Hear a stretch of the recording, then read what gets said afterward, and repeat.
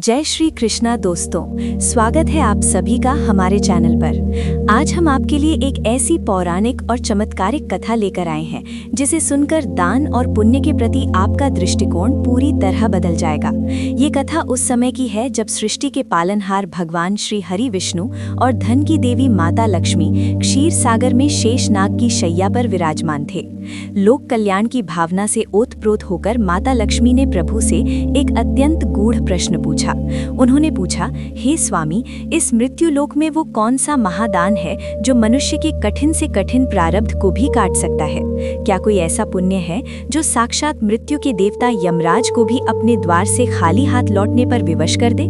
माता लक्ष्मी के इस प्रश्न का उत्तर देने के लिए भगवान विष्णु ने उन्हें अन्नदान की महिमा से जुड़ी एक अत्यंत हृदयस्पर्शी कथा सुनाई। ये कहानी है एक ऐसे प्रतापी राजा की जिसे भाग्यवश अल्पायु पुत्र प्राप्त हुआ और एक ऐसी धर्मात्मा राजकुमारी की जिसके मात्र एक समय के अन्नदान ने विधाता के लिखे लेख को ही बदल दिया।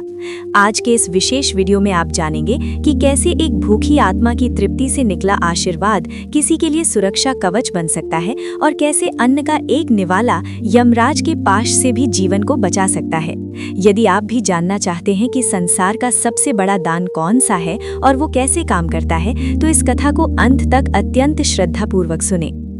सृष्टि के पालनकर्ता भगवान विष्णु और ऐश्वर्य की अधिष्ठात्री देवी माता लक्ष्मी जब क्षीर सागर की अनंत गहराइयों में शेषनाग की कोमल शैया पर आसीन थे, तब संपूर्ण जगत के कल्याण की चिंता करते हुए माता लक्ष्मी ने प्रभु के सम्मुख एक अत्यंत गूढ़ प्रश्न रखा कि हे त्रिलोक स्वामी, इस नश्वर संसार में वो कौन सा गुप्त पुण्य या दान है जो काल के चक्र को भी पीछे धकेलने की सामर्थ्य रखता है और मनुष्य की प्रारब्ध की अमिट रेखाओं को भी पुनर्जीवित कर सकता है। तब प्रभु ने अपनी मंद और दिव्य मुस्कान के साथ उत्तर दिया कि हे देवी, अन्न का दान ही वो महादान है जो साक्षात प्राण दान के तुल्य माना गया है। और इसी सत्य को प्रमाणित करने के लिए उन्होंने एक अत्यंत प्राचीन और शिक्षाप्रद वृत्तांत का आरंभ किया, जिसके अनुसार एक समय में एक परम प्रतापी और न्यायप्रिय राजा अपनी धर्मपरायण रानी के साथ एक समृद्ध राज्य पर शासन करते थे। उनके राज्य में प्रजा अत्यंत सुखी थी, परंतु राजा का अंतर्मन अपनी निःसंतान अवस्था के कारण सदैव रिक्त और दुखी रहता था। बहुत वर्षों की प्रतीक्षा और अनगिनत यज्ञों के पश्चात वे दोनों वन में निवास करने वाले एक सिद्ध तपस्वी महात्मा की शरण में पहुंचे और उनके चरणों में गिरकर अपनी व्यथा सुनाई। तब उन महात्मा ने अपनी योग शक्ति और त्रिकाल दृष्टि से राजा के जीवन के पन्नों को पलटा और अत्यंत भारी स्वर में कहा कि हे राजन, तुम्हारे पूर्व जन्मों के कुछ ऐसे कठिन कर्म हैं जिनके कारण विधाता ने तुम्हारे भाग्य में संतान का सुख नहीं लिखा है, किंतु तुम्हारी अनन्य भक्ति और विनम्रता को देखते हुए मैं तुम्हें एक दिव्य उपाय बताता हूँ। महात्मा ने अपनी कुटिया के भीतर से सिद्ध मंत्रों द्वारा अभिमंत्रित खीर का एक स्वर्ण पात्र निकाला और राजा को सौंपते हुए एक अत्यंत दुखद चेतावनी भी दी कि इस प्रसाद के प्रभाव से तुम्हें एक अति गुणवान पुत्र की प्राप्ति तो अवश्य होगी, किंतु उस बालक की कुल आयु विधाता द्वारा केवल 20 वर्ष ही निर्धारित की गई है।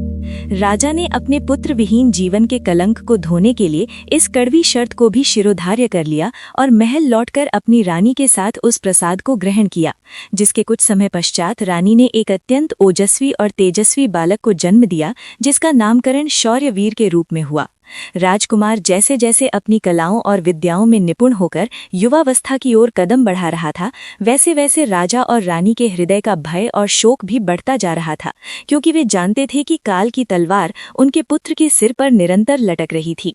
इसी बीच राजकुमार का विवाह एक ऐसे पड़ोसी राज्य की राजकुमारी से संपन्न हुआ जो न केवल अनुपम सुंदरी थी, अपितु उसका हृदय करुणा और परोपकार की साक्षात प्रतिमूर्ति था। उस राजकुमारी का ये कठोर व्रत था कि वो सूर्योदय के पश्चात तब तक अन्न का एक भी कण अपनी जिह्वा पर नहीं रखती थी जब तक वो अपने हाथों से किसी भूखे जीव या द्वार पर आए भिक्षुक को तृप्त नहीं कर देती थी। विवाह के पश्चात जब राजकुमार के जीवन का 20वां वर्ष अपने अंतिम पड़ाव पर पहुंचा और उसकी मृत्यु का वो निश्चित दिन भी आ पहुंचा, जिसे जानकर राजा रानी मृत्यु के शोक में डूबे हुए भगवान शिव की आराधना कर रहे थे, तब यमराज ने अपने काल दूतों को पृथ्वी पर भेजा और आदेश दिया कि विधाता के विधान के अनुसार आज एक मतवाले सांड के प्रहार से राजकुमार के प्राणों का हरण करना है। उधर राजमहल के मुख्य द्वार पर उसी समय एक अत्यंत वृद्ध और जर्जर अवस्था वाला ब्राह्मण आया, जिसकी पुत्री ने अभी 3 दिन पूर्व ही एक बालक को जन्म दिया था और वो निर्धनता तथा प्रसव की पीड़ा के कारण 3 रातों से भूख से मूर्छित हो रही थी। राजकुमारी ने उस क्षण अपने पति शौर्यवीर के भोजन के लिए 56 भोग सजाकर रखे थे, किंतु उस वृद्ध की करुण पुकार और उसकी पुत्री की दयनीय अवस्था को सुनकर राजकुमारी का ममतामयी हृदय द्रवित हो उठा और उसने बिना अपने पति के लौटने की प्रतीक्षा किए वो संपूर्ण सात्विक और पुष्टिवर्धक भोजन उस ब्राह्मण की झोली में डाल दिया। जब वो वृद्ध ब्राह्मण उस भोजन को लेकर अपनी कुटिया पहुंचा और उसकी भूख से छटपटाती बेटी ने उस अन्न का पहला निवाला ग्रहण किया, तो उसकी आत्मा की गहराई से एक ऐसी अचूक और दिव्य आशीष निकली कि जिसने भी मेरी इस जठराग्नि को शांत कर मेरे नवजात शिशु को जीवन दान दिया है, उसका सुहाग सदा के लिए अमर हो जाए और उसका पति मृत्यु के पाश से मुक्त होकर शतायु प्राप्त करे। उसी समय बगीचे में यमदूतों ने उस सांड को राजकुमार पर आक्रमण करने के लिए प्रेरित किया, किंतु जैसे ही वो सांड प्रहार करने के लिए आगे बढ़ा, उस भूखी प्रसूता स्त्री के आशीर्वाद की अदृश्य ऊर्जा एक वज्र के कवच के समान राजकुमार के चारों ओर निर्मित हो गई, जिसके कारण सांड अपनी पूरी शक्ति लगाकर भी राजकुमार को स्पर्श तक नहीं कर सका और स्वयं जड़ होकर भूमि पर गिर पड़ा। तब वहां साक्षात यमराज को प्रकट होना पड़ा और यमदूतों ने यमराज के मार्ग को रोककर ये तर्क दिया कि हे धर्मराज, यदि शास्त्रों में किसी के दिए गए शाप को टाला नहीं जा सकता, तो उसी विधाता के बनाए न्याय में एक तड़पती हुई आत्मा द्वारा दिए गए सच्चे आशीष की शक्ति को भी कमतर नहीं आंका जा सकता। उस एक समय के निस्वार्थ अन्नदान ने राजकुमार की अकाल मृत्यु के संपूर्ण विधान को ही छिन्न भिन्न कर दिया था।